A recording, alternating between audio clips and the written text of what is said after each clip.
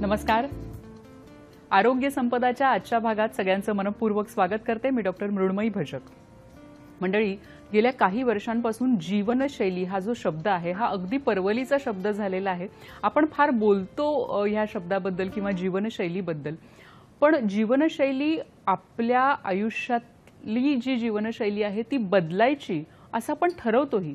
कारण आपल्याला कुठेतरी माहिती असतं की आपल्या जेवणाच्या वेळा निश्चित नाहीयेत, व्यायामाचा अभाव आहे, हे सगळं बदलायचंय.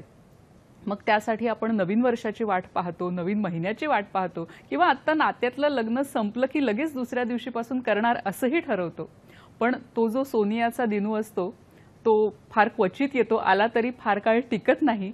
तर जीवनशैलीतले जे बदल आहेत ते नक्की कसे करायचे, काय करायचं, याविषयी आज आपण जाणून घेणार आहोत. आजचा विषय काय आहे तो आपण बघूया. आज आपण जाणून घेणार आहोत जीवनशैलीतले बदल कसे करायचे आणि त्यातून मधुमेह मुक्ती होऊ शकते का. मधुमेहासारखा जो आजार आहे तर तो खरंच जीवनशैली बदलांनी पुन्हा रिव्हर्ट होऊ शकतो का, याबद्दल आज आपण जाणून घेणार आहोत. आणि आज आपल्याबरोबर एक तसेच तज्ञ आहेत ज्यांनी जीवनशैली बदल यातून एक मोठी क्रांती केलेली आहे. ते डॉक्टर जगन्नाथ दीक्षित आज आपल्याबरोबर आहेत. डॉक्टर नमस्कार. कार्यक्रमात मनपूर्वक स्वागत करते. डॉक्टर जगन्नाथ दीक्षित हे विभाग प्रमुख आहेत जन औषध वैद्यकशास्त्र, शासकीय वैद्यकीय महाविद्यालय औरंगाबाद इथं. पण आपल्या सगळ्यांनाच माहिती असेल, आपण सगळ्यांनी त्यांचे अनेक व्हिडिओज पाहिले असतील, त्यांची पुस्तकं वाचली असतील. त्यांनी पुस्तकं लिहिलेली आहेत जीवनशैलीच्या संदर्भामध्ये. Once there was a diabetes हे त्यांचं पुस्तक आहे. विनासायास वेट लॉस आणि मधुमेह प्रतिबंध हे त्यांचं पुस्तक चर्चिलं गेलेलं आहे. 4 भाषांमध्ये त्यांची भाषांतरं झालेली आहेत. आणि diabetes reversal a new hope हे देखील त्यांचं पुस्तक प्रकाशित आहे. आज आपण त्यांच्याशी चर्चा करणार आहोत आणि खरोखरच जीवनशैलीमध्ये नक्की काय काय बदल केले पाहिजेत ह्याविषयी जाणून घेणार आहोत. तुमच्याही मनात अनेक शंका असतील, प्रश्न असतील तर ते जरूर आमच्यापर्यंत पोहोचवा. त्यासाठीचे फोन नंबर्स लगेचच टिपून घ्या. फोन नंबर्स असे आहेत 24900232 022 हा STD कोड आहे मुंबई बाहेरील सगळ्या प्रेक्षकांसाठी आणि मोबाईल धारकांसाठी. फोन जरूर करा, पण नेहमीच्याच गोष्टी आपण लक्षात ठेवणार आहोत. फोन जेव्हा इथे कनेक्ट झाला असं तुम्हाला कळेल तेव्हा तुमच्या टीव्हीचा आवाज अगदी कमी करा आणि आजच्या विषयाला धरूनच आपले प्रश्न असू द्यात. तर सुरुवात करूया. सर नमस्कार, पुन्हा एकदा स्वागत करते आपलं. नमस्कार. आपण म्हणतो की जीवनशैलीमध्ये बदल केले पाहिजेत आणि हल्ली सगळ्यांना हे माहिती झालंय की जीवनशैली आपली बरोबर नाहीये आणि त्यामध्ये बदल करायला पाहिजेत असं वाटतं. पण नक्की सुरुवात कशी करायची, कारण सुरुवात कुठून करायची हा एक प्रश्न सगळ्यांच्याच मनात असतो. काय सांगाल? नमस्कार. सर्वात आधी सह्याद्री वाहिनीच्या सर्व प्रेक्षकांना रामनवमीच्या हार्दिक शुभेच्छा. आणि जसं आता मृण्मयीने सांगितलं की सोनियाचा दिनू त्याची आपण वाट पाहत असतो किंवा हे झाल्यानंतर मी करेन. तर मला वाटतं की आपल्यापैकी बऱ्याच लोकांच्या मनामध्ये ज्या रामाविषयीची श्रद्धा आहे, मला वाटतं बरेच लोक आजपासूनच मी जे सांगतोय ती जीवनशैली बदल त्यांच्या आयुष्यात घडवतील याची मला खात्री आहे. आणि तुमच्यासाठी नक्कीच हा सोनियाचा दिनू ठरेल. कारण मी असं नेहमी म्हणत असतो की माझं व्याख्यान किंवा मी जे तुम्हाला सांगतो हा आयुष्य बदलवून टाकणारा अनुभव आहे. आणि लाखो लोकांनी त्यांचं वजन कमी केलं आहे, मधुमेह प्रतिबंध केला आहे, मधुमेह रिव्हर्ट झालेला आहे अनेकांचा. तर मला खात्री आहे की मी जे आज तुम्हाला सांगणार आहे ते ऐकून तुमच्या आयुष्यात नक्कीच बदल घडेल. आता तो प्रश्न विचारला की जीवनशैली कशी बदलायची, काय बदलायची. तर कसं तुम्ही जर बघितलं असेल गेल्या काही वर्षांमध्ये मधुमेह आहे, उच्च रक्तदाब आहे, नैराश्यासारखे आजार आहेत. हे सगळे आजार याला आपण म्हणतो की लाईफस्टाईल डिसऑर्डर्स, जीवनशैली बिघडल्यामुळे होणारे आजार आहेत. आणि ही जीवनशैली आता आपण जर बघितलं तर आपल्याला हालचाल कमी झालेली आहे. इतक्या सोयी झाल्या आहेत की कोणी साधी भाजी आणायला जायचं म्हटलं तरी तो मोटरसायकलला किक मारून जातो माणूस. चालणं कमी झालं आहे. व्यायामच म्हणजे पूर्वीच्या काळात असं होतं की दैनंदिन जीवनामध्येच इतका व्यायाम होत असे की लोकांना 5-7 किलोमीटर चालणं रोज हा व्यायाम वाटत नसे. ते त्यांचं डे टू डे ॲक्टिव्हिटीसारखा हे होता भाग. तर व्यायामाचा अभाव. दुसरी गोष्ट म्हणजे गॅजेट्स खूप आलेले आहेत. इतके आपल्याकडे मोबाईल आहे, टीव्ही, त्याच्यामुळे बराचसा वेळ एका जागी बसून घालवण्यामध्ये लोकांचा जातो. सिडेंटरी लाईफस्टाईल ज्याला म्हणतो आपण. अजून एक गोष्ट अशी आहे की खाण्याची एवढी रेलचेल झालेली आहे. म्हणजे मी मेडिकल कॉलेजमध्ये 81 मध्ये ॲडमिशन घेतली तेव्हा आमच्या कॉलेजच्या कॅम्पसमध्ये 2 हॉटेल होती फक्त. त्यामुळे आम्हाला हॉटेलमध्ये चहा प्यायला जायचं तरी एक 500 मीटर चालावं लागत होतं. आज मी त्या कॉलेजमध्ये बघतो की प्रत्येक अल्टरनेट जे दुकान आहे ते हॉटेलच आहे. त्याच्यामुळे अनेक पाववडे अनेक गोष्टी इतक्या इझिली अवेलेबल आहेत की जाता येता लोक दिसेल ते खात राहतात. त्याला आपण चरणं असं म्हणतो प्राण्यांच्या बाबतीत. खरंय खरंय. तर असेच अनेक वेळा खात राहणे आणि व्यायामाचा अभाव साहजिकच तुम्हाला दिसतं की मग अगदी 16, 17, 18 वर्षाची मुलं सुद्धा कॉलेजमध्ये जाणारी फर्स्ट इयर सेकंड इयरची मुलं पोटं सुटलेली आहेत, जीनची पॅन्ट आणि टी शर्ट हौसेने घालतात पण त्या टी शर्टमध्ये पोट मावत नाही अशी परिस्थिती झालेली आहे. आणि मग आपल्याला लक्षात येतं की कालांतराने आपल्याला या अशा लाईफस्टाईलमुळे मग ब्लड प्रेशरचा त्रास होणे, टाईप 2 डायबिटीज ज्याला म्हणतो आम्ही की जो 40 नंतर व्हायचा नॉर्मली तो आता आपल्याला दिसतंय की 30 मध्येच व्हायला लागल्या लोकांना तो डायबिटीज. आणि मग बाकीचे अनेक मानसिक आजारसुद्धा लाईफस्टाईलमुळे होतात. तर लाईफस्टाईल जर बदलली तर आपल्या बऱ्याचशा गोष्टी याच्यामध्ये सुधरू शकतील असं मला वाटतं. नक्कीच. तुम्ही सांगितलं की लाईफस्टाईल म्हणजे जीवनशैली जर आपण बदलली तर हे जे अनेक आजार आहेत, मधुमेह आहे, उच्च रक्तदाब आहे, हे आपण पुन्हा रिव्हर्ट करू शकतो. तर हल्ली आपण बघतोय की लाईफस्टाईलमध्ये कुठले कुठले मुद्दे तुम्ही सांगता, म्हणजे त्यात आहार आहे, व्यायाम आहे. तर आहाराबद्दल तर आपण सविस्तर बोलणारच आहोत, पण व्यायाम साधारण किती असावा कुणासाठी आणि कुठल्या वयोगटाप्रमाणे किती असावा? आता जी मी जीवनशैली सांगत असतो आणि त्या जीवनशैलीमध्ये म्हणजे डॉक्टर श्रीकांत जिचकरांनी 1997 ते 2004 या 7 वर्ष या जीवनशैलीचा प्रचार आणि प्रसार केला. 2004 मध्ये ते वारले आणि त्यांचं एक व्याख्यान मी 2012ला युट्यूबवर ऐकलं. बरं बरं. आणि त्याच्यानंतर तो प्रयोग स्वतःवर केला. माझं वजन जेव्हा 8 किलो कमी झालं आणि पोट 3 इंच कमी झालं तेव्हा मला लक्षात आलं की हे जे सांगताय साधं सोपं ते खरंच खूप महत्वाचं आहे.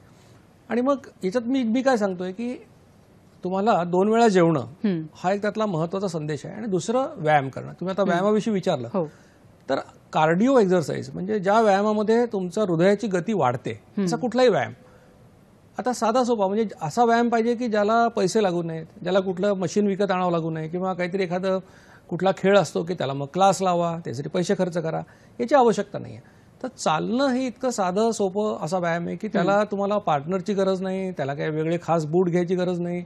कुणीही उठून आणि बरं घरातही चालू शकता, गच्चीवर चालू शकता, ग्राउंडवर चालू शकता, जी काही सोय अवेलेबल असेल त्यानुसार चालू शकता. तर 45 मिनिटं सलग कार्डिओ व्यायाम करणं कुठल्याही प्रकारचा, मग तो चालणं असो, सायकल चालवणं असो, पोहणं असो.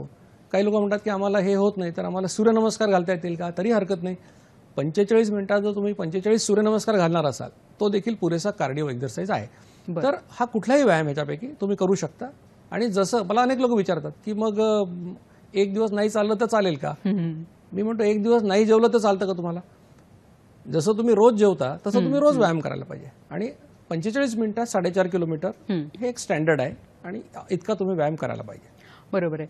आहाराच्या बाबतीत तुम्ही म्हणालात की साधा सोपा हा आहार आहे, पण तो खरंच साधा सोपा आहे का? कारण आता आपण बघतो की डाएट हा जरी शब्द उच्चारला तरी अक्षरशः शेकडो वेगवेगळ्या प्रकारचे डाएट आपल्याला दिसून येतात. इंटरनेटवर त्याची माहिती उपलब्ध आहे आणि अनेक जण आहेत की जे अक्षरशः ज्याला आपण म्हणतो की संघर्ष करतायत डाएट आणि वजन याबद्दल. तर तुम्ही म्हणताय की 2 वेळा जेवायचं हे खरंच इतकं साधं सोपं आहे का? कसं आणि ते करायचं?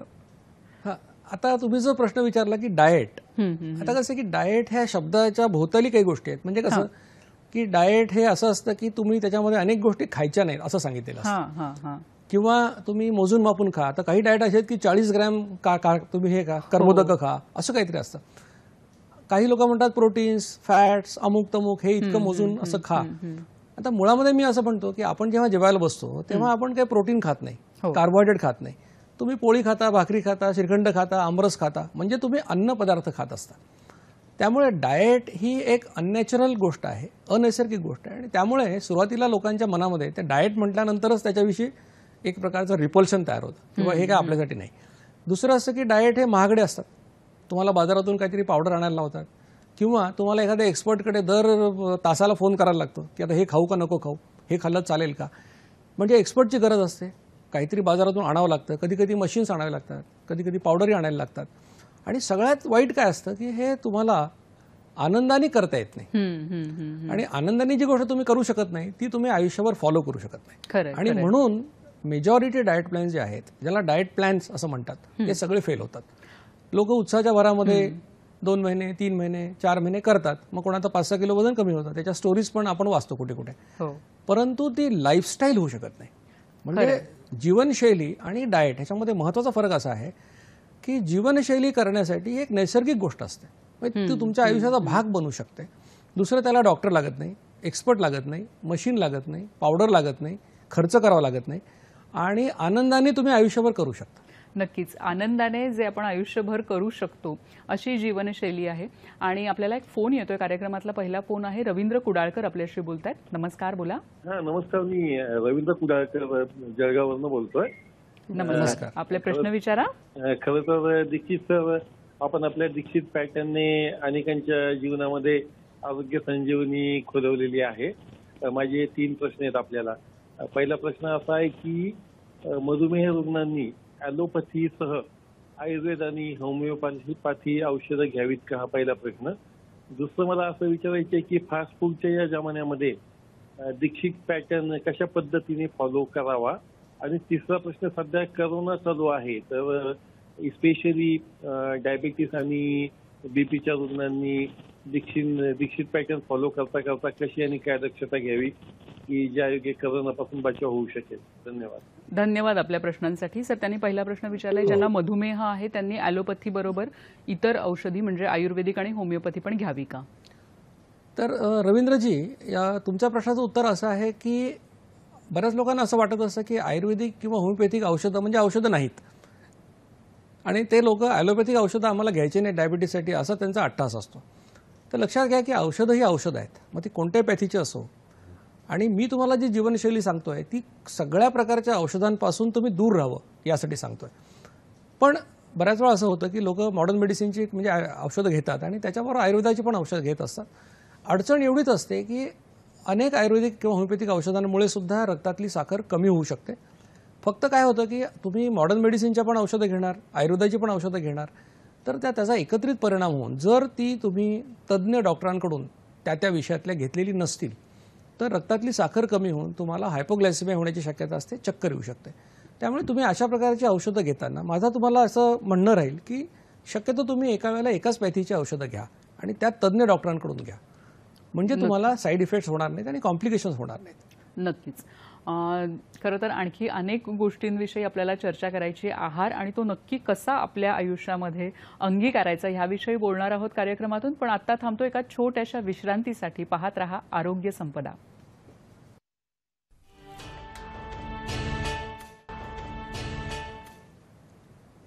नमस्कार. विश्रांतीनंतर सगळ्यांचं मनपूर्वक स्वागत करते. जीवनशैली बदलातून मधुमेह प्रतिबंध आणि मधुमेह मुक्ती असा आजचा आपला विषय आहे आणि आपल्याला मार्गदर्शन करतायत doctor Jagannath Dikshit sir. Sir, मगाशी आपल्याला एक फोन आला होता, त्यातले 2 प्रश्न आपले राहिलेले आहेत. फास्ट फूडच्या जमान्यात कशा पद्धतीने आपण ही जीवनशैली अंगीकारू शकतो? म्हणजे खरं तर मी असं म्हणेन की फास्ट फूड असो नाही तर स्लो फूड असो, कारण या जीवनशैलीमध्ये तुम्हाला मी काय सांगितलेले की 55 मिनिटात जेवण संपवा आणि 2 वेळा जेवा. 2 वेळा 55 मिनिटाचा तुम्हाला वेळ दिलेला आहे. आणि या जीवनशैलीचं वैशिष्ट्य असं आहे की जे तुम्हाला खावंसं वाटतं ते तुम्ही खाऊ शकता. म्हणजे जर कोणाला असं वाटलं की बा पिझ्झा खायचा आहे, कोणाला वाटलं की वडापाव खायचा आहे, तर काही हरकत नाही ना, त्या 55 मिनिटामध्ये तुम्ही वडापाव खा. आता कुणी म्हणेल मग मी रोज वडापाव खाऊ का? तर रोज वडापाव कोणी खात नाही. आणि समजा एखादं जेवणच पूर्ण वडापावचं करायचं असेल तरी काही हरकत नाही. म्हणजे तुम्ही तुमची हाऊस जी आहे पाणीपुरी खायचं असेल, पण त्या 55 मिनिटात खा, हे फार महत्त्वाचं आहे. त्यामुळे जंक फूडच्या जमान्यामध्ये उलट याच्यासारखी चांगली जीवनशैली दुसरी असू शकणार नाही. दुसरा तुमचा प्रश्न असा आहे की कोरोना काळामध्ये काय करायचं. आता लक्षात घ्या की कोरोनामध्ये प्रॉब्लेम कोणाला येतोय की ज्यांचं रोगप्रतिकार शक्ती कमी होते, आणि ती मधुमेहाच्या रुग्णांमध्ये ही शक्यता खूप जास्त असते की त्यांची प्रतिकारशक्ती कमी होते. आणि का कमी होते? जर मधुमेह अनकंट्रोल्ड असेल, अनियंत्रित असेल, रक्तातली साखर जर वाढलेली राहत असेल तर त्यांची इम्युनिटी किंवा प्रतिकारशक्ती कमी होते. आणि मी जे तुम्हाला जीवनशैली सांगतोय त्या जीवनशैलीमुळे तुमच्या रक्तातली साखर नियंत्रणात यायला मदत होणार आहे. त्याच्यामुळे उलट कोरोनामध्ये तर तुम्ही ही जीवनशैली नक्की करायला हवी असं मी तुम्हाला सांगेन. नक्कीच सर. मगाशी तुम्ही सांगत होतात जीवनशैलीबद्दल. खरं तर आता बऱ्याच जणांना माहिती आहे की डॉक्टर दीक्षित जे तुम्ही जीवनशैली सांगता ती नक्की काय आहे, तरी एकदा थोडक्यात सांगा आणि मग आपण पुढच्या प्रश्नांकडे जाऊया. म्हणजे ही जीवनशैली सांगण्याच्या आधी याच्या मागचा जो सिद्धांत आहे तो आपण लक्षात घेऊया. सिद्धांत असा आहे की तुमच्या शरीरामध्ये एक स्वादुपिंड नावाची ग्रंथी पोटामध्ये डाव्या बाजूला असते आणि या ग्रंथीतून एक इन्शुलिन नावाचं संप्रेरक किंवा हॉर्मोन सिक्रिट होत असतं. सिद्धांत असा आहे की जेव्हा या इन्शुलिनचं तुमच्या शरीरातलं प्रमाण वाढतं तेव्हा तुम्ही लठ्ठ होता, तुम्हाला इन्शुलिन रेझिस्टन्स येतो आणि त्याच्यानंतर तुम्हाला टाईप 2 डायबिटीस होतो. हा सिद्धांत आहे. आता इन्शुलिन सिक्रिशन 2 प्रकारचं असतं. एकाला म्हणतो आम्ही बेसलाईन, म्हणजे कसं 24 तास तुमच्या स्वादुपिंडातून थोडं थोडं इन्शुलिन तयार होतं. ते किती तयार होतं तर 18 ते 32 युनिट तयार होतं दिवसाला. आणि याचं वैशिष्ट्य असं आहे की ते तुम्ही थांबवू शकत नाही, तुमच्या हातात नाही ते. म्हणजे ते तुम्ही जिवंत राहण्याकरता आवश्यक आहे, ते सिक्रिट होत राहणार, त्याच्यावर तुमचं नियंत्रण नाही आहे. इन्शुलिन तयार होण्याचा दुसरा मार्ग असा आहे की तुम्ही काही खाल्लं की इन्शुलिन तयार होतं. आता अपेक्षा काय असते की जेवढं इन्शुलिन तुम्ही बेसलाईन पद्धतीने तयार करता 24 तासात तेवढंच तुम्ही खाण्यामुळे तयार करावं अशी अपेक्षा आहे. म्हणजे 18 ते 32 युनिट बेसलाईन तर 18 ते 32 युनिट तुम्ही खाण्यामुळे तयार करावं अशी अपेक्षा असते. आता जे इन्शुलिन खाण्यामुळे तयार करता त्याची 3 वैशिष्ट्ये आहेत. एक वैशिष्ट्य असं की आपलं प्रत्येकाचं इन्शुलिन निर्माण करण्याचं एक माप आहे, म्हणजे सोप्या भाषेत सांगतो. कोणाचं ते 5 युनिटचं आहे, कोणाचं 10चं आहे, कोणाचं 15 युनिटचं आहे. म्हणजे काय की समजा 4 लोकांना मी एक पोळी खायला दिली सारख्या वजनाची, तर एक माणूस 5 युनिट करेल, एक 10 करेल, एक 15 करेल. म्हणजे ज्याचं जेवढं माप आहे तेवढं तो इन्शुलिन तयार करेल. दुसरं वैशिष्ट्य असं आहे की एक पोळी खाऊन जर कोणी 5 युनिट तयार करत असेल तर 2 पोळ्या खाल्ल्या तरी 5च युनिट जवळपास तयार करतो. म्हणजे जास्त खाल्लं तर जास्त इन्शुलिन असं होत नाही. आणि तिसरं वैशिष्ट्य असं की एकदा इन्शुलिनचं तुमचं माप रिकामं झालं की ते भरायला 55 मिनिटं लागतात. त्यामुळे तुम्ही जेवण जर 55 मिनिटात आटपलं तर इन्शुलिन एकदाच तयार होतं. 55 मिनिटापेक्षा जास्त वेळ जेवत राहिलात तर इन्शुलिन परत एकदा म्हणजे 2दा तयार होईल. आता हे इन्शुलिनचं काम काय असतं बघा, की पहिलं काम इन्शुलिनचं असतं की तुमच्या रक्तातली ग्लुकोज ही पेशींमध्ये पोहोचवणे. कारण रक्तात ग्लुकोज असून नुसता उपयोग नसतो. पेशींवरची जी इन्शुलिन रिसेप्टरची कुलपं लागलेली असतात ती कुलपं जोपर्यंत उघडली जात नाहीत तोपर्यंत ग्लुकोज पेशीत जात नाही आणि त्यांना ऊर्जा मिळत नाही. मग हे इन्शुलिन रिसेप्टरची कुलपं उघडणं हे इन्शुलिनचं पहिलं काम आहे. मग आता पेशींची गरज भागली एकदा ग्लुकोजने आणि तरी ग्लुकोज शिल्लक असेल रक्तात, मग काय करतो इन्शुलिन दुसरं काम करतो, या ग्लुकोजचं रूपांतर ग्लायकोजनमध्ये करून 100 ग्रॅम तुमच्या यकृतामध्ये आणि 400 ग्रॅम तुमच्या स्नायूमध्ये साठवून ठेवतो. तर ग्लायकोजनमुळे काय होतं की तुम्हाला अडीअडचणीच्या वेळेला 400 कॅलरी ऊर्जा तुम्हाला मिळू शकते. म्हणजे ही 2 कामं इन्शुलिनची तुमच्या लक्षात आली. पण तिसरं महत्त्वाचं काम लक्षात घ्या की ही 2 कामं झाल्यानंतर जर रक्तात आणखीन ग्लुकोज शिल्लक असेल त्या ग्लुकोजचं रूपांतर इन्शुलिनमुळे फॅटी ॲसिडमध्ये होतं आणि ते चरबीच्या रूपात साठवलं जातं. म्हणजे खूप लोकांना प्रश्न असतो की मी तेल खात नाही, तूप खात नाही, लोणी खात नाही, तरी मी लठ्ठ कसा? तर लठ्ठ होण्यासाठी तेल तूप खायची गरज नाही. ते काम तुम्ही इडली, डोसा, पोळी, भाकरी, भात खाऊनही करू शकता. कारण त्यातल्या ग्लुकोजचं रूपांतर इन्शुलिननी फॅटी ॲसिडमध्ये केलं आणि चरबीच्या रूपात ते साठवून ठेवलं. बरोबर. दुसरं असं होतं की इन्शुलिन वाढल्यामुळे तुम्हाला इन्शुलिन रेझिस्टन्स येतो. म्हणजे तुमचं जे माप 5 युनिटचं असतं ते रेझिस्टन्समुळे 10चं होतं, 10चं 15 होतं, 15चं 20 होतं. आणि अवस्था अशी येते नंतर एकदा की तुमच्या रक्तामध्ये भरपूर इन्शुलिन आहे, भरपूर ग्लुकोज आहे की ते ग्लुकोज काही पेशीत जात नाही, ते लघवी वाटे बाहेर पडायला लागतं, तुमचं वजन कमी व्हायला लागतं आणि मग शरीर तुमचं ऊर्जेसाठी प्रोटीन्स किंवा तुमचे स्नायू वापरायला सुरुवात करतं. मग तुम्ही खंगायला लागता, डॉक्टरकडे जाता, मग उपाशीपोटी साखर 300, जेवल्यानंतर 400 असा रिपोर्ट येतो. मग आम्ही तुम्हाला टाईप 2 डायबिटीसचा शिक्का मारतो. म्हणजे वाढलेल्या इन्शुलिनमुळे आपलं वजन वाढतं, इन्शुलिन रेझिस्टन्स येतो आणि टाईप 2 डायबिटीस होतो. बरोबर आहे. आता तुम्ही हे जे सांगितलं की इन्शुलिन रेझिस्टन्स येतो तर त्याविषयी आपण अजून बोलणार आहोत. आपल्याला एक फोन येतोय, तो आधी घेऊया. संतोष पाटील आपल्याशी बोलतायत साताऱ्याहून. नमस्कार, बोला. आपल्या शरीरातलं इन्शुरन्स कमी झालं हे कसं कळतं आपल्याला, काय लक्षण असतं त्याचे? धन्यवाद. काय सांगाल सर? आपल्या शरीरातलं इन्शुलिन कमी झालंय हे कसं कळतं? आता मुळामध्ये लक्षात घ्या की आपल्याकडे फास्टिंग इन्शुलिन नावाची एक तपासणी आहे आणि या तपासणीमध्ये आपल्याला कळतं की आपल्या शरीरामध्ये इन्शुलिन किती तयार होत आहे. पण आपल्या शरीराचं किती इन्शुलिन तयार होतं आहे, एक्झॅक्टली त्याचा स्टॉक किती आहे, किंवा आपल्या पँक्रियाजमध्ये किंवा स्वादुपिंडातल्या बीटा सेल्स, तर याच्यासाठी काही तपासण्या आहेत ज्याला होमा IR वगैरे म्हणतात की ज्याच्यामुळे आपल्याला इन्शुलिन रेझिस्टन्स कळू शकतो आणि बीटा सेल आपल्या किती त्याच्यामध्ये फंक्शनल आहेत, कार्यरत आहेत हे आपल्याला कळू शकतं. परंतु उपाशीपोटी आपलं इन्शुलिन जे आहे ते खरं तर कमीत कमी असायला पाहिजे. म्हणजे डायबिटीसच्या लोकांसाठी म्हणत नाही, पण निरोगी लोकांमध्ये इन्शुलिनची पातळी ही 10च्या खाली असायला पाहिजे. म्हणजे तुमचं ह्या फास्टिंग इन्शुलिनची लेवल कमी आहे याचा अर्थ काही तुम्हाला डायबिटीस झाला असं होत नाही. उलट तुमचं HbA1c म्हणजे 3 महिन्याचा ॲव्हरेज ब्लड ग्लुकोज जर 5.6 पेक्षा कमी असेल आणि इन्शुलिन 10 पेक्षा कमी असेल तर ही अतिशय चांगली अवस्था आहे आणि तुम्ही निरोगी आहात असं तुमच्या लक्षात येईल. सर, तुम्ही ह्या ज्या 2 टेस्ट सांगितल्या HbA1c आणि इन्शुलिन, तर ह्या सहसा म्हणजे एस्पेशली फास्टिंग इन्सुलिन ही जी टेस्ट आहे ही सहसा करून घेतली जात नाही, तर ती करून घ्यायला पाहिजे का? म्हणजे यासाठी करून घ्यायला पाहिजे की काय होतं की बऱ्याच वेळा काय होतं की आपल्याकडे नुसतं ब्लड शुगर केली जाते आणि मग काय होतं की तुम्हाला मी सांगितलं की उद्या तुला रक्ताची तपासणी करायची साखरेसाठी. आज तुम्ही जरा कमीच खाता आणि गोड तर मुळीच खात नाही, कारण आपल्याला भीती वाटते की उद्या डायबिटीस डायग्नोज झाला तर काय आपण पण घाबरणार लोक आहोत. पण HbA1c आणि फास्टिंग इन्शुलिन या तपासण्या अशा आहेत की HbA1c मुळे काय होतं की 3 महिन्याचं तुमचं ॲव्हरेज ब्लड ग्लुकोज कळतं. म्हणजे 1 महिन्यापूर्वी तुम्ही लाडू खाल्ले असतील ते पण त्याच्यात दिसतात. बरं. लपवाछपवी करता येत नाही. आणि फास्टिंग इन्शुलिन म्हणजे आता हे HbA1c तुम्हाला सांगितलं मी की 5.6 पर्यंत हे नॉर्मल आहे. 5.7 ते 6.4 ला म्हणतात प्री डायबिटिक म्हणजे मधुमेह पूर्व अवस्था आणि 6.5 किंवा जास्त म्हणजे मधुमेह. बरोबर. आणि इन्शुलिनचं असं आहे की इन्शुलिन हे निरोगी माणसाचं 10च्या खाली पाहिजे. खरं तर 0च्या जवळपास पाहिजे ते. बरं, 0च्या जवळपास, पण 10च्या खाली तर पाहिजेच पाहिजे. 10च्या वर गेलं त्याला आम्ही प्री डायबिटीस म्हणतो. म्हणून या 2 तपासण्या करणं आवश्यक असतं आणि या 2 तपासण्यामध्ये आपल्याला कळतं की तुम्ही पूर्व मधुमेह आहात का, म्हणजे मधुमेह पूर्व अवस्था आहे का. आणि मग तुम्ही जर मी सांगितलेली जीवनशैली केली तर 3 ते 6 महिन्यामध्ये तुम्ही नॉन डायबेटिक व्हाल. म्हणजे तुमचं HbA1c नॉर्मलला येईल, फास्टिंग इन्शुलिन कमी होईल आणि हे तुम्ही ऑब्जेक्टिव्हली म्हणजे हे काय असं नुसतं कोणी सांगितलंय म्हणून नाही, पण तुमचे लॅब रिपोर्ट तुम्हाला सांगतील की खरंच तुमच्यामध्ये सुधारणा झालेली आहे. बरोबर आहे. तुम्ही मगाशी जे म्हणालात की आपल्या प्रत्येकाच्या शरीरात एक इन्शुलिनचं माप पडतं, तर मग ते आपल्याला लॅबमधून कळू शकतं का की आपल्या शरीरामध्ये किती प्रत्येक वेळी ते इन्शुलिन तयार होतं?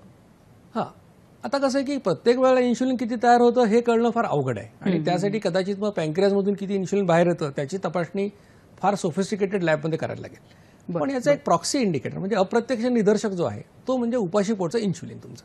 ओके.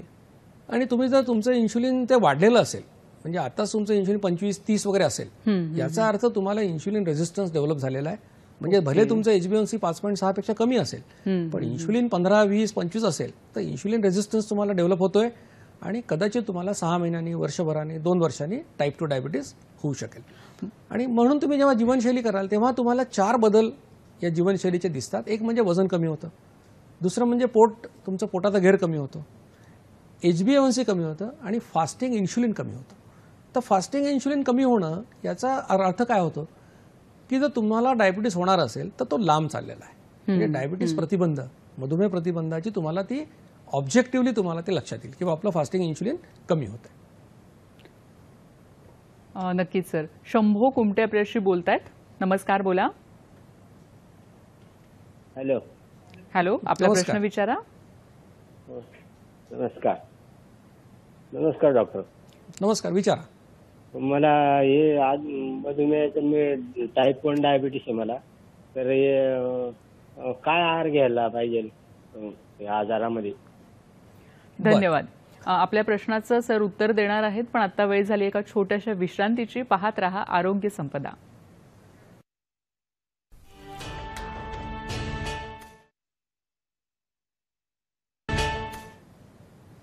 नमस्कार. विश्रांतीनंतर सगळ्यांचं मनपूर्वक स्वागत करते. जीवनशैली बदलामधून आपण मधुमेह प्रतिबंध आणि मधुमेह मुक्ती कशा पद्धतीने करू शकतो याविषयी आज आपण चर्चा करतोय आणि आपल्याला मार्गदर्शन करतायत डॉक्टर जगन्नाथ दीक्षित. असं म्हणतात की जीवनशैली जी आहे ती कशी बदलायची, तर त्यासाठी महत्त्वाची गोष्ट म्हणजे पहिलं पाऊल उचलायचं आणि मला वाटतं आजचा हा कार्यक्रम म्हणजे पहिलं पाऊल आहे. सर, मगाशी तुम्ही सांगितलं की कशा पद्धतीने इन्सुलिन आपल्या शरीरामध्ये काम करतं, तर ह्याविषयी संशोधन काही झालेलं आहे, तर ते जाणून घ्यायला आम्हाला आवडेल.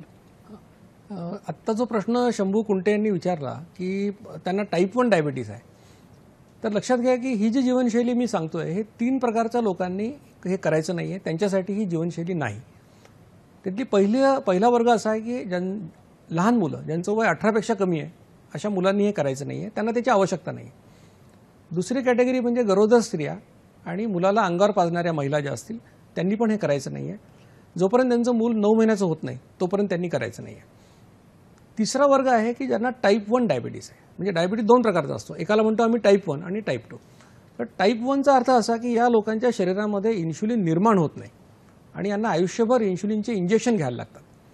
तर जर असा आजार शंभूंना असेल, त्याने आता विचारलं की टाईप 1 डायबिटीस टाईप 1 डायबिटीस त्यांच्या शरीरात जर इन्शुलिन निर्माण होत नसेल तर त्यांना या जीवनशैलीचा उपयोग होणार नाही. परंतु जसं मी सांगितलं की तुम्ही जर डायबिटीज असेल तर गोड खाऊ नका, ही साधी गोष्ट आहे. गोड खाऊ नका, गोड फळ खाऊ नका आणि व्यायाम करा. या गोष्टी त्यांना देखील नक्कीच फायदेशीर ठरतील. तुम्ही जो प्रश्न मला विचारला की याच्याविषयीची संशोधनाचं काय आहे, तर याच्याबद्दल अनेक संशोधनं झाली आहेत आणि तुम्ही जर ह्याचा शोध घेतला तर ही पब्लिक डोमेनमध्ये आहे. तुम्हाला सहजगत्या ते सगळे रिसर्च पेपर सापडतील. त्यातला एक रिसर्च पेपर आम्ही आशात केला. पण खूप लोक मला असं म्हणतात की तुम्ही जे सांगता की कमी खाल्लं किंवा जास्त खाल्लं तर इन्शुलिन तेवढंच तयार होतं, याला काही आधार आहे का? म्हणून आम्ही एक प्रयोग केला. 18 लोकांचा अभ्यास केला. त्यांना पहिल्या दिवशी आम्ही सांगितलं की तुम्ही 1 पोळी आणि थोडी भाजी खा, दुसऱ्या दिवशी 2 पोळ्या आणि डबल भाजी, तिसऱ्या दिवशी 3 पोळ्या आणि तिप्पट भाजी. म्हणजे थोडक्यात X क्वांटिटी, 2X आणि 3X क्वांटिटी अशा प्रकारचं अन्न, म्हणजे तेवढ्या कॅलरीज.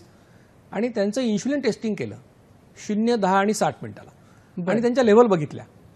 त्याचा निष्कर्ष असा निघाला की तुम्ही किती कॅलरीज खाता किंवा किती क्वांटिटी फूड खाता, अन्न खाता, त्याचा आणि इन्शुलिन सिक्रेट किती होतं याचा डायरेक्ट रिलेशनशिप नाही आहे. अच्छा. म्हणजे एक वाढलं की दुसरं वाढतं त्या प्रमाणात असं नाही आहे.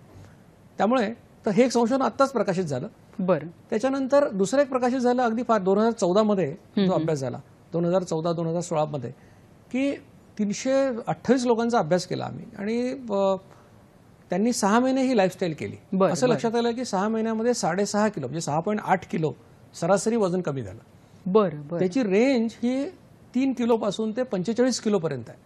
म्हणजे 45 किलो पण कमी झालंय वजन. म्हणून मी जे म्हणतो की हा लाईफ चेंजिंग एक्सपिरियन्स आहे. तुम्ही लक्षात घ्या की एखादा माणूस जर 110 किलोचा होता आणि तो जर 40 किलो 45 किलो वजन कमी झालं असेल, त्याचं आयुष्य बदलून जातं माणसाचं. तर वजन कमी होतं. त्याच संशोधनामध्ये असं लक्षात आलं की 3.5 सेंटीमीटर पोट कमी होतं 6 महिन्यात आणि ती रेंज 1 सेंटीमीटर ते 10 सेंटीमीटरची आहे. म्हणजे खूप लोकांना तर आधी तोच फायदा दिसतो की महिनाभरामध्ये त्यांना कपडे सैल व्हायला लागतात. तर हे एक संशोधन प्रकाशित झालं.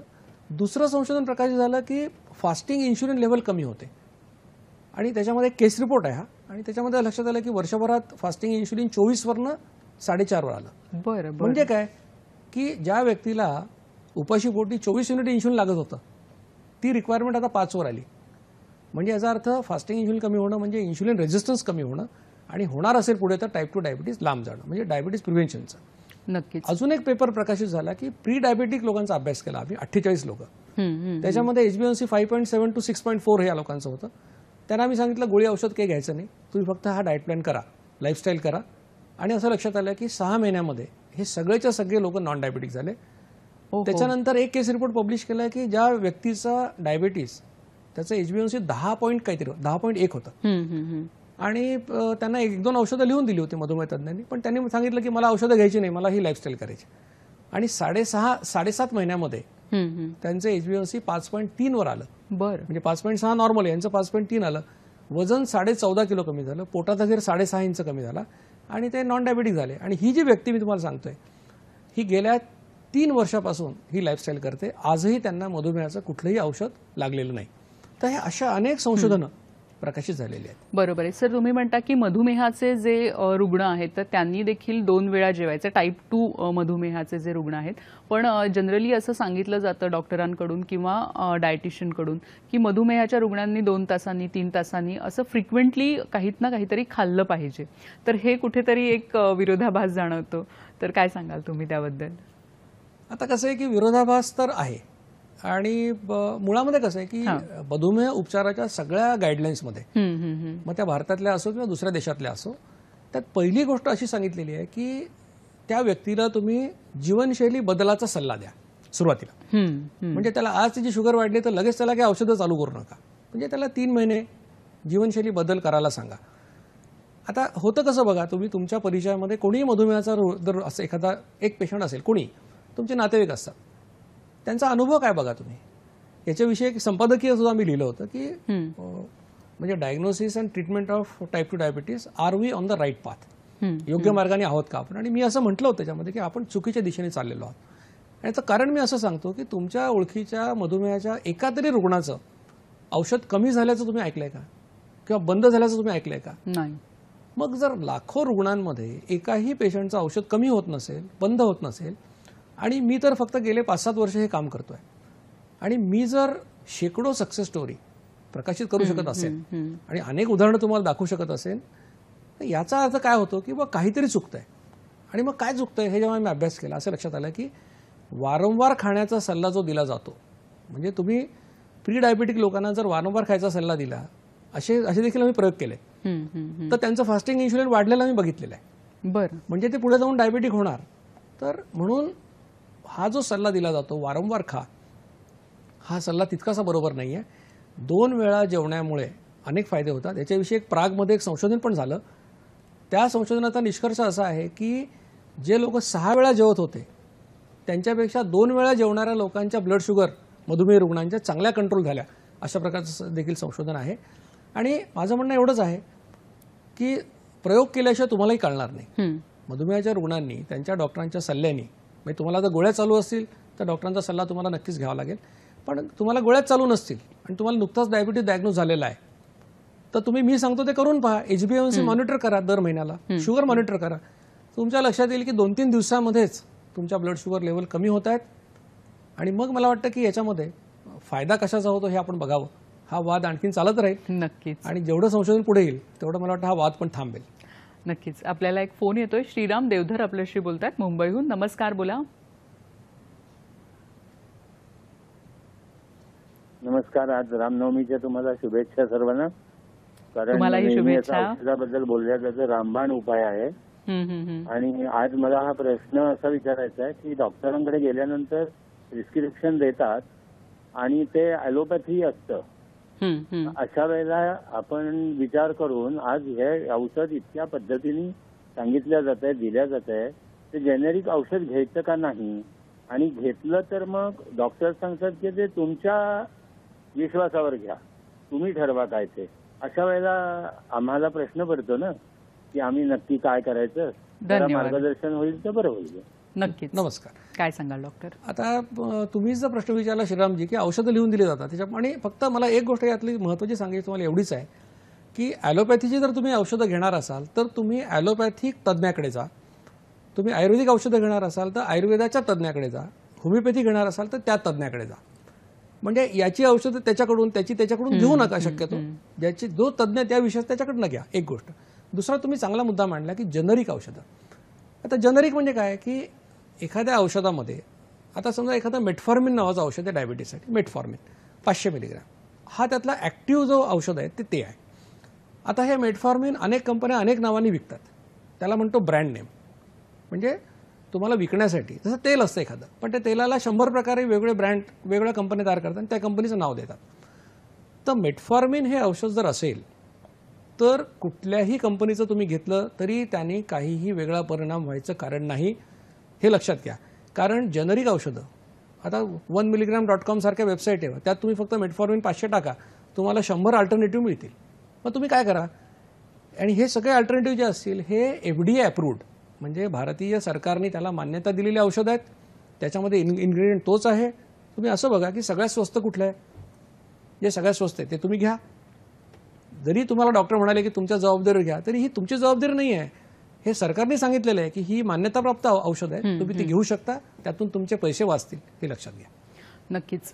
मधुमेह हा जो आजार आहे हा आपण बघतोय की आपल्या संपूर्ण देशात खूप जास्त प्रमाणात वाढलेला आहे. किंबहुना आपला देश हा मधुमेहाची राजधानी बनत चाललेली आहे.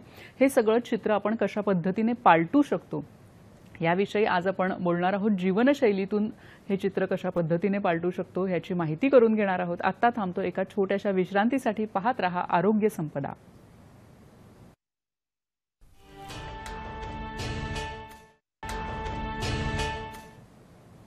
नमस्कार. विश्रांतीनंतर सगळ्यांचं मनपूर्वक स्वागत करते. जीवनशैली बदलातून मधुमेह मुक्ती आणि प्रतिबंध असा आजचा आपला विषय आहे आणि आपल्याला मार्गदर्शन करतायत डॉक्टर जगन्नाथ दीक्षित. सर, मधुमेह हा अनुवंशिक किती आहे आणि ज्याला आपण म्हणतो जीवनशैलीतून येणारा जो आजार आहे तो किती आहे? कारण बऱ्याचदा असं होतं की जर अनुवंशिकता माझ्याकडे नाहीये तर कुठेतरी एक हलगर्जीपणा होतो किंवा कुठेतरी असं मानलं जातं की आता आपल्याला काही डायबिटीस होणार नाही. काय सांगाल तुम्ही? तर मी सांगितलं की मधुमेहाचे 2 प्रकार आहेत. त्याच्यापैकी टाईप 1 जो आहे म्हणजे लहान मुलांमध्ये जो होतो तो जास्त अनुवंशिक आहे. बरं. आणि टाईप 2 डायबिटीस म्हणजे बऱ्याचदा काय होतं की आपली एक अशी सवय असते किंवा आपण कोणावर तरी ब्लेम टाकून मोकळे होतो. म्हणजे काही लोकांनी असं मला ते असं म्हणतात की माझ्या आईला डायबिटीस आहे, वडिलांना डायबिटीस आहे, मला होणारच आहे. होणारच. म्हणजे मग त्यांनी असा विचार केला की आता मग गोड खाऊन घेतो, नंतर गोळ्या खाईन आणि गोड खाईन. बरं बरं. माझं म्हणणं असं आहे की जर या भारतामध्ये 8.5% लोकांना जर टाईप 2 डायबिटीस असेल आणि हे प्रमाण जर असं नव्हतं पूर्वी, हो. तर काय अनुवंशिकता एवढी बिघडली आहे का अचानक? नाही बिघडलेली. कशामुळे झालंय? मग हे जीवनशैलीमुळे झालेलं आहे. हे लक्षात घ्या की कुठलाही आजार हा अनुवंशिकता आणि पर्यावरण या दोन्हीच्या एकत्रित परिणामामुळे होत असतो. हे कुठल्याच आजारामध्ये 100% अनुवंशिकता आणि 100% पर्यावरण असं नसतं. पण टाईप 2 डायबिटीजमध्ये मी नक्की सांगू शकेन की याच्यामध्ये महत्त्वाचा वाटा हा जीवनशैलीचा आहे आणि ती जर आपण सुधारली, मी सांगितलेली जीवनशैली तुम्ही केली तर नक्की तुम्ही ते टाळू शकाल याची मला खात्री आहे. नक्कीच. जीवनशैली तुम्ही जी सांगता 55 मिनिटं दिवसातून 2 वेळा जेवायचं, पण ह्याबरोबरच आणखीही काही गोष्टी आहेत, तर नक्की ही जीवनशैली पूर्णत्वाने कशी अंगीकारायची ह्याबद्दल? आता महत्त्वाची गोष्ट अशी आहे की कडक भूक लागते त्या 2 वेळा ओळखायच्या आणि त्या 2 वेळा जेवायचं, हे पहिलं प्रिन्सिपल आहे. आणि एकदा जेवायला बसलं की 55 मिनिटाच्या आत जेवण संपवायचं. म्हणजे 55 मिनिटं चालायला पाहिजे असं नाही. म्हणजे बरेच लोक मला म्हणतात 55 मिनिटं खाल्लं तर कसं? म्हटलं एवढं नाही खायला सांगितलं. तुम्ही 20 मिनिटात ते संपवू शकता. 55 मिनिटं हा जास्तीत जास्त वेळ आहे. का? कारण इन्शुलिन परत तयार होणार आहे 55 मिनिटांनी. म्हणून 55 मिनिटाच्या आत संपवायचं. तर कडक भुकेच्या 2 वेळा जेवायचं, 55 मिनिटात जेवण संपवायचं. त्याच्यानंतर जेवणामधलं, आता डायबिटीससाठी मी बोलतोय, तर गोड आणि गोड फळं पूर्ण बंद करायची. आणि गोड या शब्दाचा अर्थ बऱ्याच लोकांना वाटतं की त्यांना म्हटलं साखर खाऊ नको, गुळ खाऊ का? गुळ खाऊ नको म्हटलं तर ऑर्गॅनिक गुळ तरी खाऊ का? ते नको म्हटलं तर मध खाऊ का? म्हणजे हे सगळे गोडाचे ॲडिक्ट आहेत. तर गोडाचा अर्थ गुळ, साखर, मध, शुगर फ्री वगैरे सगळ्या गोष्टी काही शुगर फ्री पण हो, ते पण चालणार नाही. त्याच्यानंतर जेवणामध्ये कार्बोहायड्रेट कमी करा, प्रोटीन वाढवा. म्हणजे काय? हे करायचं तर काही तुम्हाला काही मोजमाप करायची गरज नाही. मी सांगतो त्या पद्धतीने जेवण करा. जेवणाच्या सुरुवातीला 1-1, 2-2 ड्रायफ्रूट खा. सगळे मिळून 5-6, म्हणजे काजू, बदाम, पिस्ता, अक्रोड जे मिळेल ते. नाही मिळालं 10-15 शेंगदाणे खा. ही झाली. फक्त ड्रायफ्रूट खाताना सुके अंजीर, मनुके खायचे नाही. ड्रायफ्रूट झाले त्याच्यानंतर तुम्ही मोठी वाटी भरून सॅलड खा. मोठी वाटीचा अर्थ हाताच्या 2 मुठी भरून खायचं. त्याच्यामध्ये काकडी, टोमॅटो, कोबी जे तुम्हाला आवडेल ते सगळं खा. फक्त गाजर आणि बीट हे 2 पदार्थ खाऊ नका. त्याच्यानंतर तेवढीच वाटी भरून मोड आलेलं कडधान्य खा. हे तिन्ही पदार्थ या सिक्वेन्सनी खाऊन झाल्यानंतर जेवढी भूक तुम्हाला शिल्लक आहे तेवढं तुम्ही घरात बनलेले पदार्थ खा, व्हेज नॉनव्हेज जे असेल ते. गोड खायचं नाही सांगितलं, गोड फळं खायचे नाहीत. या सिक्वेन्सनी पदार्थ खा. तुम्हाला काही कथाचा विचार करायची गरज नाही की प्रोटीन किती खाऊ आणि कार्बोहायड्रेट किती खाऊ. एवढं खाल्लं की ओव्हर इटिंग होणार नाही आणि तुम्हाला खूप चांगला फायदा होईल. नक्कीच. आणि याच्याबरोबर सांगितलं की चालण्याचा व्यायाम. आणि 2 जेवणांच्या मध्ये भूक लागली तर काय करायचं, हा एक गंभीर प्रश्न असतो. हो. तर त्याच्यासाठी पहिला ऑप्शन आहे पाणी, दुसरा ऑप्शन आहे पाणी, तिसरा ऑप्शन आहे पाणी. म्हणजे पाण्याचं महत्त्व लक्षात घ्या की पाणी सगळ्यात बेस्ट प्रेफरेबल पाणी आहे. दुसरं चालतं ते म्हणजे घरी बनवलेलं पातळ ताक. म्हणजे 25 तुम्ही 2 चमचे दही घ्या आणि त्याच्यामध्ये 200 मिलीलिटर म्हणजे 1 ग्लासभर ताक बनवा. ब्लड प्रेशरचा त्रास नसेल त्याच्यामध्ये मीठ टाकू शकता, पण बाकी काही टाकायचं नाही. आणि तुम्हाला आवडत असेल तर कुठलाही फ्लेवर नसलेला ग्रीन टी किंवा ब्लॅक टी देखील चालतो. कशातच तुम्हाला याच्यात गूळ, साखर, मध, शुगर फ्री टाकायचं नाही आहे. हे जे 3 पदार्थ सांगितले, ताक, ग्रीन टी किंवा ब्लॅक टी, हे दिवसभरात कितीही वेळा कितीही क्वांटिटीमध्ये तुम्ही पिऊ शकता. नक्कीच. ही अशी साधी सोपी जीवनशैली. नक्कीच. आपल्याला एक फोन येतो तो घेऊया. श्रीरंग बोरगावकर आपल्याशी बोलतात यवतमाळहून. नमस्कार, बोला, आपला प्रश्न विचारा. माझं नाव श्रीनंदन बोरगावकर आहे.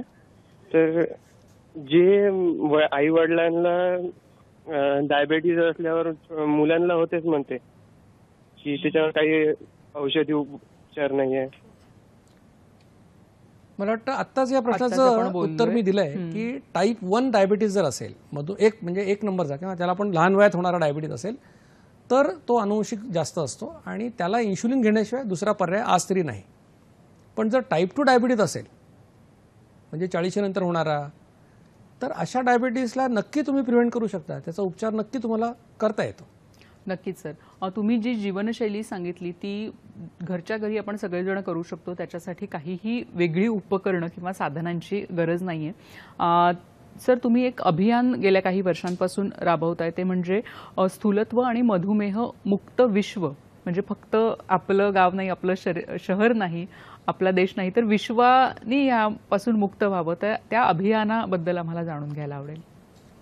म्हणजे 2012च्या शेवटी मी हे सगळं सुरू केलं आणि मला जेव्हा फायदा झाला तेव्हा ही व्याख्यानं द्यायला सुरुवात केली. हळूहळू जास्त लोक व्याख्यानाला यायला लागले आणि हे पसरलं कशामुळे की त्याला यश मिळत होतं लोकांना. म्हणजे शेवटी कसं असतं की तुम्ही नुसतं काही सांगून काही लोकांना त्याचा फायदा होत नाही. त्यातलं तर्क जेव्हा समजतो लोकांना, लॉजिक समजतं, ते करून बघतात. करून बघितलं, वजन कमी झालं की ते म्हणतात ठीक आहे, ही लाईफस्टाईल आम्ही करतो, आणि ते करतात. मग अशा अनेक लोक जोडले गेले आणि मग आम्ही पहिल्यांदा 2015मध्ये सोशल मीडियाचा वापर सुरू केला. व्हॉट्सअप ग्रुप तयार केले, मग टेलिग्राम ग्रुप झाले, फेसबुक पेज आहे, फेसबुक ग्रुप आहे, त्याला आम्ही एफर्टलेस वेट लॉस अशा नावाने हे सगळं आहे. तर आजच्या घडीला 41 देशातले जवळपास 70,000 लोक या अभियानाशी डायरेक्टली प्रत्यक्ष जोडले गेलेले आहेत आणि त्याच्यापेक्षा मला वाटतं शेकडोपट जास्त लोक ही लाईफस्टाईल फॉलो करतात आणि त्याचा फायदा त्यांना होतो. अनेक देशांमध्ये हे सगळं आहे. तर आणि याच्यासाठी एक आम्ही संस्था पण स्थापन केली, अडोर नावाची, association for diabetes and obesity reversal trust म्हणून. आणि हे अभियान पूर्णपणे मोफत आहे. म्हणजे याच्यामध्ये कोणीही कोणाकडे एकही रुपया घेत नाही. या ट्रस्टच्या वतीने आम्ही डायबिटीज रिव्हर्सल सेंटर्स चालवतो आणि भारतामध्ये 13 ठिकाणी ही सेंटर्स चालतात. या 13 सेंटरसाठी आम्हाला 26 डायबेटॉलॉजिस्ट आणि फिजिशियन्स हे मोफत सेवा देतात. अशातच आम्ही doctor Dikshit lifestyle counselling centre चालू केले आहेत महाराष्ट्रामध्ये 19 ठिकाणी. आणि इथं आमचा उद्देश असा आहे की जे लोक लठ्ठ आहेत, ज्यांना म्हणजे मधुमेह झालेला नाही अजून, पूर्व मधुमेह आहेत, आणि ज्यांना डायबिटीस डायग्नोज झाला आहे पण गोळ्या सुरू झालेल्या आहेत, अशा 3 प्रकारच्या लोकांना आमचे कोऑर्डिनेटर्स त्यांना गाईड करतात. माझ्याबरोबर जवळपास 105 कोऑर्डिनेटर्सची टीम माझ्यावर काम करते आणि हे सगळे लोक कुठल्याही अपेक्षा न करता, एकही रुपयाची अपेक्षा न करता या अभियानामध्ये काम करतात. अशा पद्धतीने हे अभियान मोठ्या प्रमाणामध्ये सुरू आहे आणि मला खात्री आहे की आज जे लोक हे ऐकतायत, बघतायत, हे लोक देखील आमच्या अभियानामध्ये नक्की सामील होतील. नक्कीच. आणि अभियानामध्ये जर आपल्यालाही सामील व्हायचं असेल तर एक व्हॉट्सअप नंबर आहे, त्याच्यावर आपण व्हॉट्सअप करू शकता. आपल्याला जो स्क्रीनवर दिसतोय 9422 943898 आणि दुसरा नंबर आहे 7507363555.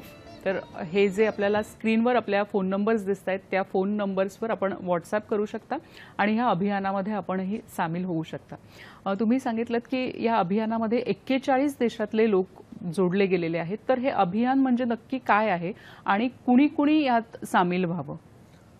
हां, आता हे अभियान म्हणजे काय आहे की जे लोक ही जीवनशैली अनुकरण करतात आणि ती पसरवतात, म्हणजे आता मी व्याख्यानं देतो तसे माझे कोऑर्डिनेटर्स जे आहेत ते व्याख्यानं देतात, काउन्सिलिंग सेंटरमध्ये लोकांना मदत करतात, डायबिटीज रिव्हर्सल सेंटर्समध्ये जाऊन व्हॉलंटरीली काम करतात. तर हे अभियान म्हणजे काय, शेवटी स्ट्रक्चर असं नाही आहे, पण हे व्हर्च्युअल ज्याला आपण म्हणूया की लोक एकमेकाशी जोडले गेलेले आहेत, लोक एकमेकाशी कनेक्टेड आहेत आणि एकमेकाला मदत करणं. आता हे व्हॉट्सअप ग्रुपमध्ये 100, 150, 200 लोक असतात, टेलिग्राममध्ये हजारो लोक आहेत. मग काय करतो की रोज यशोगाथा आम्ही तिथे पब्लिश करतो. कोणाचा डायबिटीज गेला, कोणाचं वजन कमी झालं, तर याने लोकांना मोटिवेशन मिळतं. मग त्या ग्रुपवर लोक प्रश्न विचारतात किंवा मला काहीतरी हे होत आहे, त्रास होतो, काहीतरी आम्लपित्ताचा त्रास होतो, मग मी काय करू, मग आमचे कोऑर्डिनेटर त्याला उत्तर देतात. म्हणजे सपोर्ट ग्रुप जसा असतो त्या पद्धतीने हे काम चालतं आणि माझे कोऑर्डिनेटर लेक्चर देतात आणि या पद्धतीने आपण पुढे नेतो. नक्कीच सर, म्हणजे नक्कीच आपण सगळेजण या अभियानामध्ये सामील होऊ शकता. आजचा आमचा जो कार्यक्रम आहे तो आपल्याला कसा वाटला जरूर आपण कळवा. त्यासाठी जी वेगवेगळी माध्यमं आहेत ती आपण बघून घेऊया. फेसबुकचं माध्यम आहे, यूट्यूबवर आपण हा कार्यक्रम बघू शकता. आरोग्यसंपदा19@gmail.com हा ईमेल आयडी आहे आणि ट्विटर हँडल आहे @dd_सह्याद्री. सर, आपण इथे आलात आणि खूप वेगवेगळे विषय खरं तर आज आपण हाताळलेत. मधुमेहाबद्दल बोललो आणि सगळ्यात मुख्य म्हणजे ही जी जीवनशैली आहे त्यातले बदल म्हणजे नक्की काय करायचं आणि कशी सुरुवात करायची हे देखील आपण जाणून घेतलं. खरोखरच आजच्या दिवसापासून आपण हे जे जीवनशैलीतले बदल आहेत ते सुरू करू शकतो आणि जसं सरांनी सांगितलं आपल्याला नक्कीच चांगले जे रिझल्ट्स आहेत ते पाहायला मिळतील. सर, आपण इथे आलात त्याबद्दल आमच्या संपूर्ण टीमतर्फे आपली मी मनापासून आभारी आहे. धन्यवाद. धन्यवाद. आपण पुन्हा भेटूया नवीन कार्यक्रमात नवीन विषयासह. तोपर्यंत नमस्कार.